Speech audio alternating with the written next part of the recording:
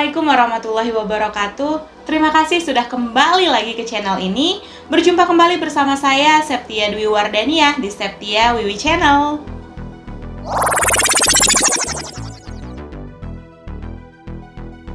Sebelum memulai, tentu saja kita harus mengawalinya dengan berdoa terlebih dahulu, memohon agar proses pembelajaran kali ini dapat berjalan dengan lancar dan materi pembelajaran dapat mudah kita pahami.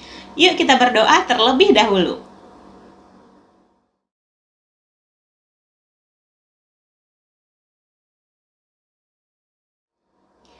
Pada era milenial ini, internet bukan lagi menjadi hal yang asing dan mewah bagi sebagian besar masyarakat.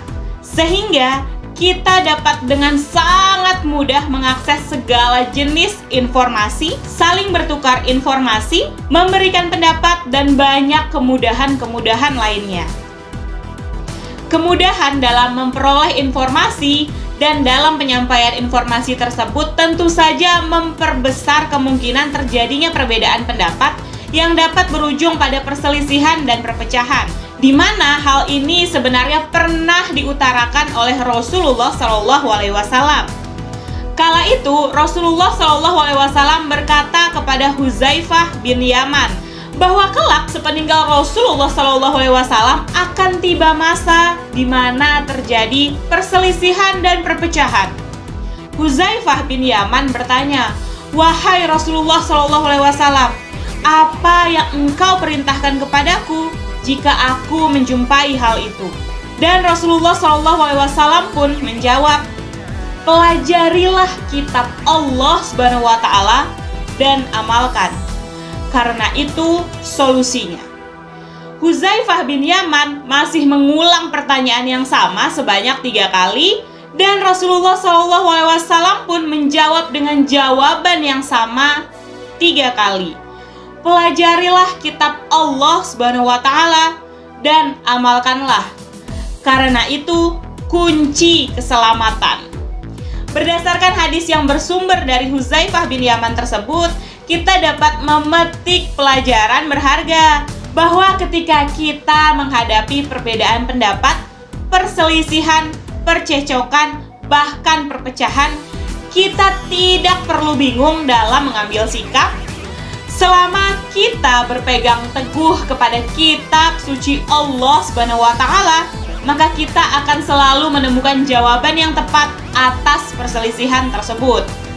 Karena Al-Quran adalah sumber hukum Islam yang pertama, di mana di sanalah kita akan menemukan petunjuk keselamatan, kehidupan baik di dunia maupun di akhirat kelak.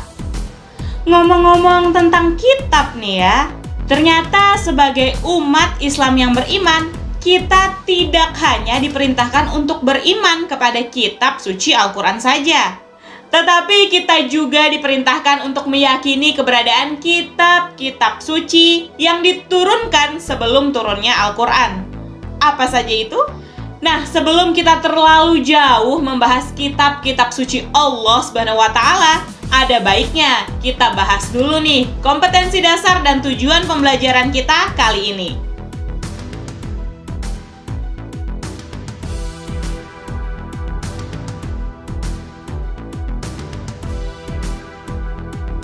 Kompetensi dasar terkait sikap spiritual 1.3. Meyakini adanya kitab-kitab suci Allah SWT. Kompetensi dasar terkait sikap sosial 2.3. Peduli kepada orang lain dengan saling menasehati sebagai cerminan beriman kepada kitab-kitab Allah SWT. Kompetensi dasar terkait pengetahuan 3.3. Menganalisis makna iman kepada kitab-kitab Allah SWT. Kompetensi dasar terkait keterampilan 4.3. Menyajikan keterkaitan antara beriman kepada kitab-kitab suci Allah SWT dengan perilaku sehari-hari.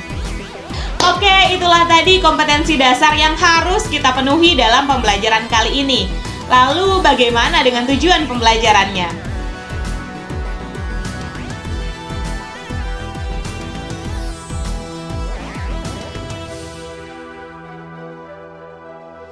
Tujuan pembelajaran kita pada materi kali ini adalah peserta didik diharapkan mampu untuk meyakini adanya kitab-kitab suci Allah Subhanahu wa Ta'ala, serta menjelaskan dan menganalisis makna iman kepada kitab-kitab suci Allah Subhanahu wa Ta'ala, dan menyajikan keterkaitan antara keimanan kepada kitab-kitab suci Allah Subhanahu wa Ta'ala dengan perilaku sehari-hari. Baiklah, setelah kita sama-sama telah mengetahui kompetensi dasar dan tujuan pembelajaran kita, langsung aja nih kita masuk ke materi pembelajaran kita. Jangan lupa untuk menyiapkan buku catatan dan alat tulismu, lalu catatlah hal-hal penting yang terdapat di dalam materi pembelajarannya.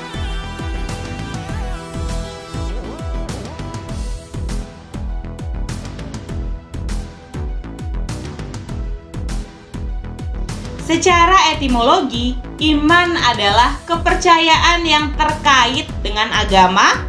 Bisa juga dikatakan sebagai keyakinan dan kepercayaan kepada Allah Subhanahu wa Ta'ala, Nabi, Rasul, kitab, dan sebagainya. Atau dianggap sebagai ketetapan, keteguhan batin, dan keseimbangan batin. Nah, itu adalah pengertian iman secara etimologi atau bahasa. Lalu, apa itu kitab? Secara etimologi, kitab dapat diartikan sebagai sebuah buku. Dewasa ini, makna kitab dipersempit menjadi wahyu Tuhan yang dibukukan. Jadi, secara khusus dapat diartikan bahwa kitab ini adalah buku yang berisi wahyu-wahyu yang berasal dari Tuhan, firman Allah Subhanahu wa Ta'ala. Iman dan kitab ketika digabungkan menjadi sebuah kalimat iman kepada kitab-kitab suci Allah Subhanahu wa Ta'ala, maka dapat didefinisikan sebagai meyakini dengan sepenuh hati bahwa Allah Subhanahu wa Ta'ala telah menurunkan kitab kepada Rasul yang berisi wahyu-wahyu untuk disampaikan kepada seluruh umat manusia. Kitab yang saat ini menjadi pedoman hidup kita selaku umat Islam yang beriman dan bertakwa adalah Al-Quran. Di dalam Al-Quran disebutkan terdapat 4 kitab yang diturunkan kepada Rasul-Rasulnya. Pertama, kitab Taurat yang diturunkan kepada Nabi Musa alaihi salam. Kedua, kitab Zabur yang diturunkan kepada Nabi Daud alaihi salam. Ketiga, kitab Injil yang diturunkan kepada Nabi Isa alaihi salam. Dan yang keempat, penyempurna kitab-kitab sebelumnya, ada Al-Quran yang diturunkan kepada Nabi Muhammad SAW. Salah satu dalil Al-Quran yang membahas bahwa Al-Quran bukanlah satu-satunya kitab suci yang pernah diturunkan terdapat pada Quran Surah Al-Maidah, surah kelima ayat 48. Langsung saja kita simak pembacaannya. Jangan lupa untuk selalu memperhatikan panjang dan pendek harokatnya.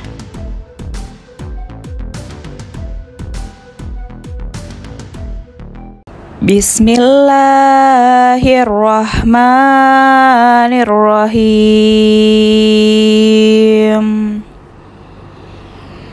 Wa anzalna ilaikal kitaba bil haqqi musaddiqan lima baina yadayhi minal kitabi wa muhaiminan alaihi. Fahkum bainahum bima anzalallahu wa la tattabi' ahwa'ahum amma ja'aka minal haqq. Dengan menyebut nama Allah yang Maha Pengasih lagi Maha Penyayang. Dan kami telah menurunkan kitab Al-Quran kepadamu Muhammad dengan membawa kebenaran, yang membenarkan kitab-kitab yang diturunkan sebelumnya dan menjaganya. Maka putuskanlah perkara mereka menurut apa yang diturunkan Allah Subhanahu wa Ta'ala. Dan janganlah engkau mengikuti keinginan mereka dengan meninggalkan kebenaran yang telah datang kepadamu. Quran Surah Al-Maidah, surah kelima ayat 48. Setelah mendengarkan dan mencermati pembacaan ayat tersebut, sekarang giliran kamu untuk membacakannya kembali. Silahkan.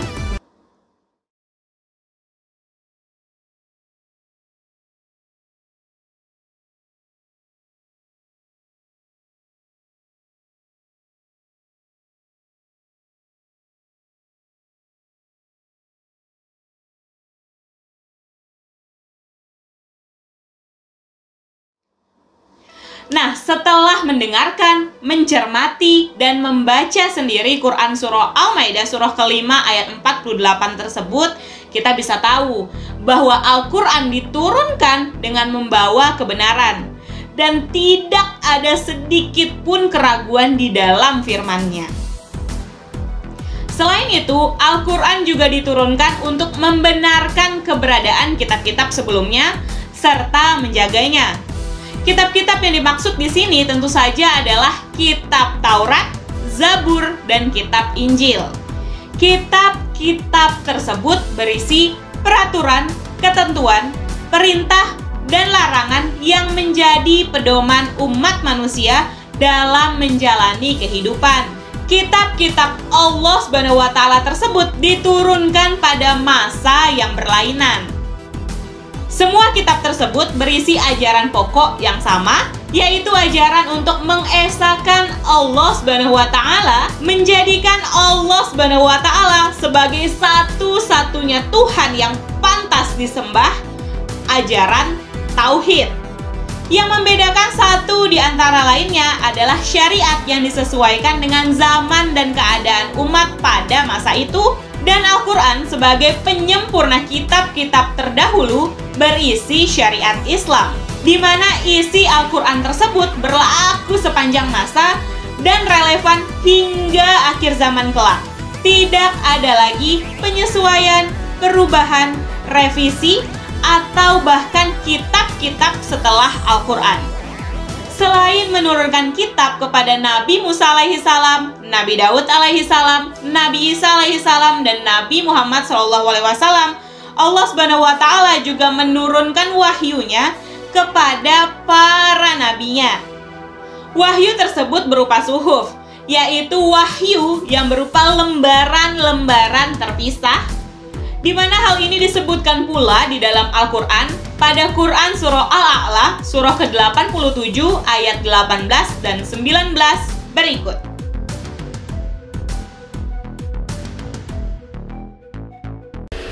Bismillahirrahmanirrahim. Inna hadza lafis suhufil ula suhufi Ibrahim wa Musa. Dengan menyebut nama Allah yang Maha Pengasih lagi Maha Penyayang. Sesungguhnya ini terdapat dalam kitab-kitab yang dahulu, yaitu suhuf-suhuf, kitab-kitab yang diturunkan kepada Ibrahim dan Musa. Quran Surah Al-A'la, Surah ke-87, ayat 18 dan 19. Oke, seperti biasa, sekarang giliran kamu untuk membaca kembali ayat yang baru saja kamu saksikan.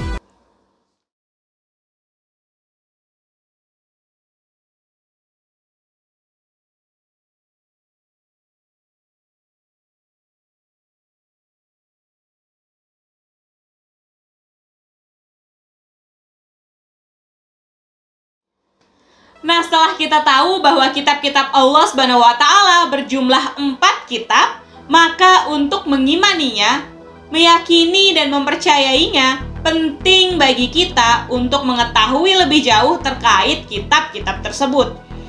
Yuk langsung saja kita bahas satu persatu.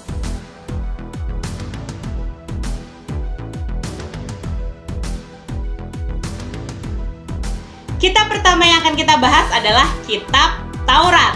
Kitab Taurat ini diturunkan kepada Nabi Musa alaihissalam. Kitab Taurat itu sendiri berasal dari bahasa Ibrani, yaitu Torah, yang berarti instruksi. Kitab Taurat ini berisi petunjuk dan bimbingan bagi Bani Israel Dan dalil Al-Quran yang menjelaskan tentang hal ini adalah Quran Surah Al-Isra surah ke-17 ayat 2. Langsung saja kita simak pembacaannya.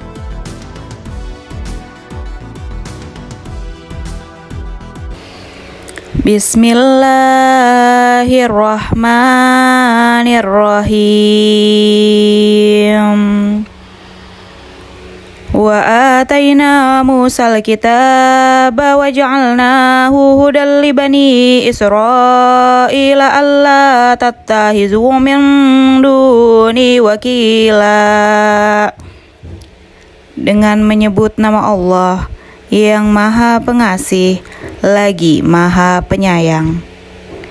Dan kami berikan kepada Musa kitab Taurat dan kami jadikannya petunjuk bagi Bani Israel dengan firman, janganlah kamu mengambil pelindung selain aku. Quran Surah Al-Isra surah ke-17 ayat 2. Setelah menyimak pembacaan Quran Surah Al-Isra surah ke-17 ayat 2 tersebut, sekarang giliran kamu untuk membacakannya.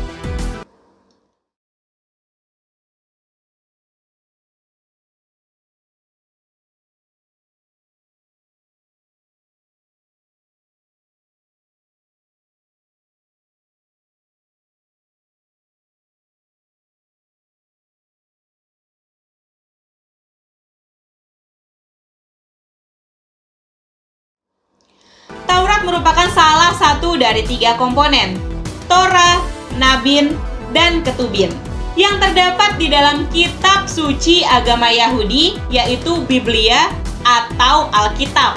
Oleh orang-orang Kristen disebut Old Testament atau Perjanjian Lama. Isi pokok pembahasan di dalam kitab Taurat dikenal dengan 10 hukum, 10 Commandments atau 10 firman. 10 hukum atau 10 Commandments tersebut diterima oleh Nabi Musa alaihi salam di Bukit Tursina atau Gunung Sinai. 10 hukum tersebut berisi asas-asas keyakinan atau akidah dan asas-asas kebaktian atau syariah seperti berikut. 1. Tiada Tuhan selain Allah SWT. 2. Jangan menyembah berhala. 3. Jangan mempersekutukan Allah SWT. 4. Sucikan hari Sabat atau hari Sabtu. 5. Hormati kedua orang tuamu.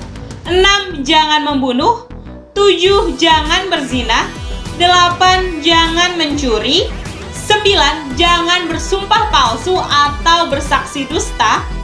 Dan yang ke-10, jangan menginginkan milik orang lain atau menginginkan hak orang lain.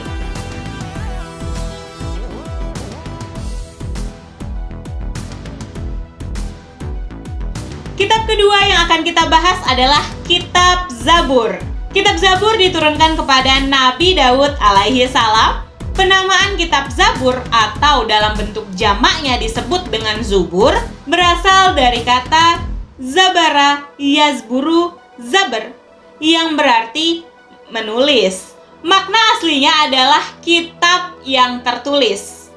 Selain dikenal dengan sebutan Zabur, kitab ini juga dikenal dengan sebutan Mizmar dalam bahasa Ibrani yang berarti nyanyian rohani yang dianggap suci. Dalam bahasa Arab dikenal pula dengan sebutan Mazmur, jamaknya Mazamir. Dan hingga saat ini beberapa ulama menyebutnya dengan Mazmur, yaitu kitab suci yang diturunkan sebelum Al-Quran. Dalam bahasa Ibrani, Zabur berasal dari kata Zimro yang berarti lagu atau musik. Zamir atau lagu dan Mizmor atau Mazmur merupakan pengembangan dari kata Zamar, artinya nyanyi atau nyanyian pujian. Kitab Zabur adalah kitab yang diturunkan Allah SWT kepada Bani Israel melalui utusannya Nabi Daud alaihi salam, di mana dalil Al-Quran yang menegaskan keberadaan kitab Zabur ini terdapat pada Quran Surah An-Nisa, surah keempat ayat 163 berikut.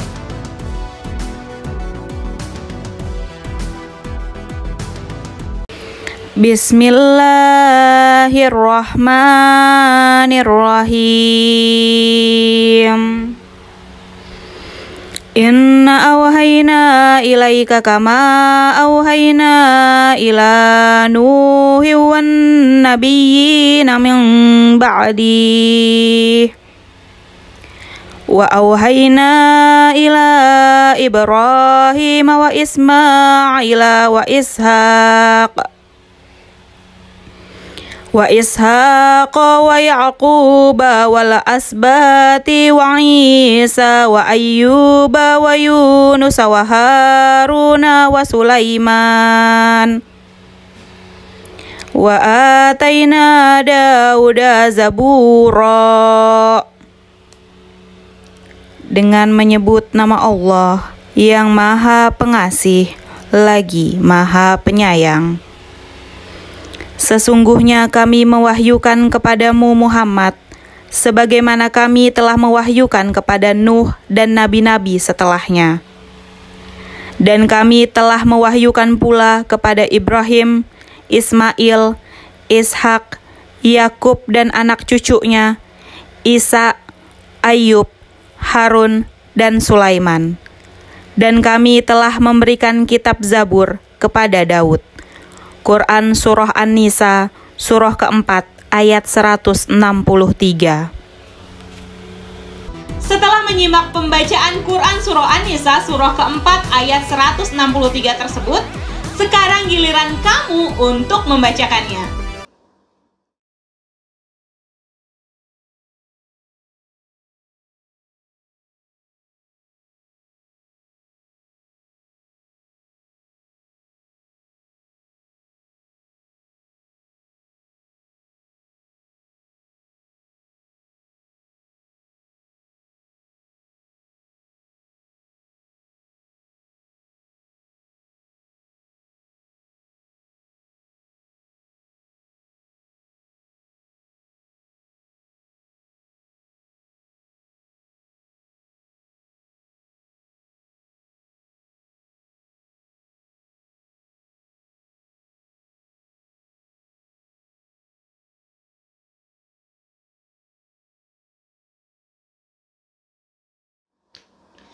Kitab Zabur berisi kumpulan ayat-ayat yang dianggap suci. Ada 150 surah di dalam kitab Zabur yang tidak mengandung hukum-hukum, tetapi hanya berisi nasihat-nasihat, hikmah, pujian, dan sanjungan kepada Allah Subhanahu wa Ta'ala. Secara garis besar, nyanyian rohani yang disenandungkan oleh Nabi Daud alaihi salam di dalam kitab Zabur terbagi menjadi 5 hal, yaitu 1. Nyanyian untuk memuji Tuhan atau liturgi. 2. Nyanyian perorangan sebagai ucapan syukur. 3. Ratapan-ratapan jamaah. 4. Ratapan dan doa individu. Dan 5. Nyanyian untuk para raja.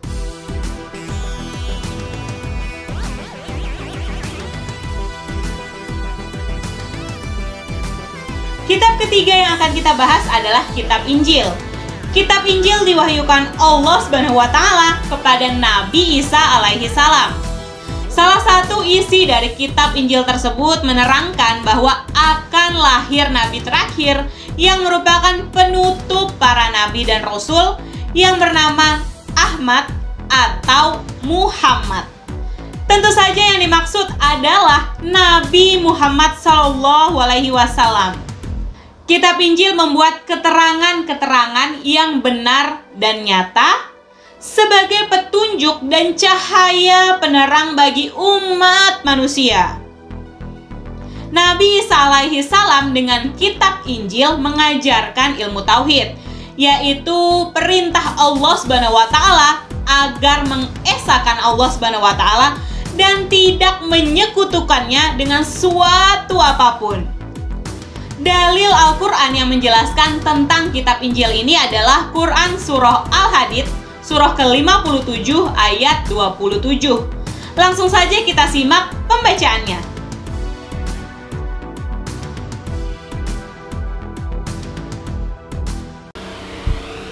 Bismillahirrahmanirrahim. Summa qaffayna ala asarihim birusulina wa qaffayna bi'isa bani Maryam wa atainahu al-injil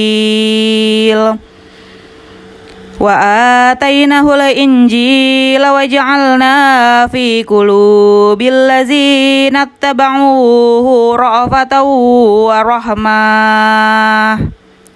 Dengan menyebut nama Allah yang Maha Pengasih lagi Maha Penyayang. Kemudian kami susulkan rasul-rasul kami mengikuti jejak mereka. Dan kami susulkan pula Isa putra Maryam, dan kami berikan Injil kepadanya. Dan kami jadikan rasa santun dan kasih sayang dalam hati orang-orang yang mengikutinya. Quran Surah Al-Hadid, Surah ke-57, ayat 27. Setelah menyimak pembacaan Quran Surah Al-Hadid, Surah ke-57 ayat 27 tersebut, sekarang giliran kamu untuk membacakannya.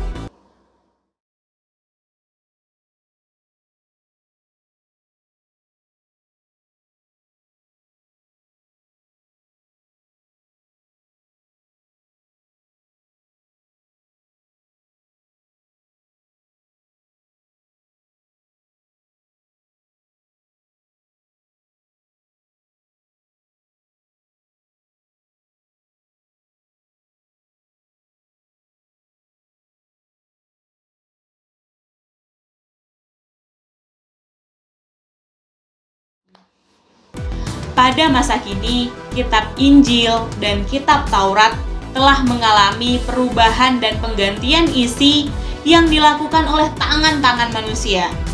Kitab Injil yang sekarang banyak beredar memuat tulisan dan catatan perihal hidup atau sejarah hidup Nabi Isa alaihi salam. Kitab ini ditulis menurut versi penulisnya, yaitu Matius, Markus, Lukas, dan Yahya atau Yohana, di mana sebenarnya keempat penulis ini bukanlah orang yang dekat dengan masa hidup Nabi Isa alaihi salam.